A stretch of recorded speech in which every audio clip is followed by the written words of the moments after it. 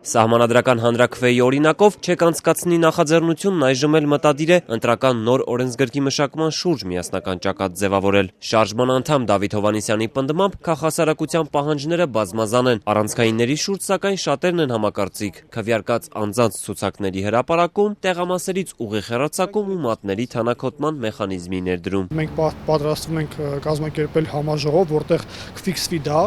բոլորը կտեսնեն, ամբողջ հանրությունը կտեսնի, թե ինչ է պահանջում Հայաստանի քաղաքական եւ քաղաքացիական դաշտը, այնուհետեւ մենք պետք է հետամուտ լինենք, որպեսզի այդ պահանջները իրականություն դառնան։ Շարժումը, որն այժմ ձևավորել է ժողովրդավարության ազգային պլատֆորմ, ակտիվ բանակցությունների մեջ է քաղաքական ու քաղաքացիական ուժերի հետ։ Հովհաննիսյանը չի բացառում, որ միասնական օրակարգը կձևավորվի արդեն առաջիկա օրերին։ Երբ որ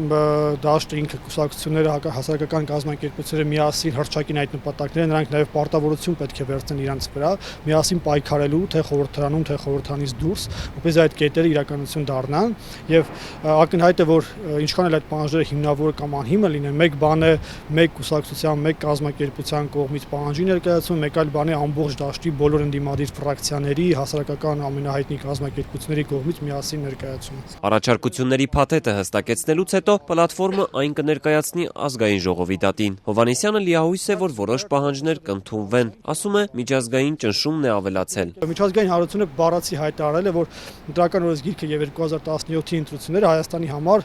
ժողովրդավարության փորձաքար է եւ այն հիմնական տեղն է, որտեղ իշխանությունը պետք է ապացուցի, որ ինքը գնում է ժողովրդավարական ուղղություններով, հետեւաբար իշխանությունը ստիպված է լինելու որոշ զիջումների գնալ նրանց ցույց տալու համար, որ ինքը այդպիսի մտադրություն ունի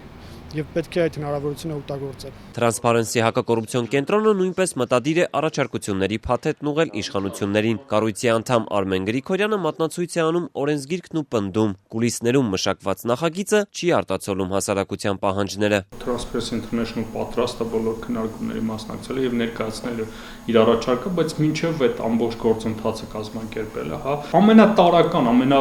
սկզբնական են բաները, որոնք պետք է կազմակերպելն ու հանրությանը ներգրավեն, այդ դրանով խախտել են։ Հակակոռուպցիոն կենտրոնը նախքան օրենսգրքի հրապարակելը ներկայացրել էր իր հիմնական առաջարկությունները։ Առաջնայինների թվում ստորագրված մատյանների հրապարակումն էր։ Գրիգորյանի խոսքով նախագծում անսպասելի շատ վտանգավոր դրույթներ են ի հայտ եկել, որոնք սակայն բուն խնդրից շեղելու նպատակ ունեն։ Ինչպես սահմանադրության դեպքում, երբ որ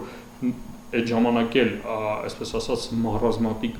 բաներ են օրակարգ բերել, որպեսզի այդ օրինակ կայուն մեծամասնության հարցը լուծեն կամ այլ հարցեր լուծեն։ Ընտրական նոր օրենսգիրքն ազգային ժողովի կողմից պետք է ընդունվի մինչև հունիսի 1-ը։ Արմեն Գրիգորյանի պնդմամբ իշխանությունները ժամանակի սղության խնդիր ունեն։ Ընտրական օրենսգիրքը հապճեպ ու բազմաթիվ սխալներով են հրապարակել։ Տառասխալները մի կողմ դնենք, օրինակ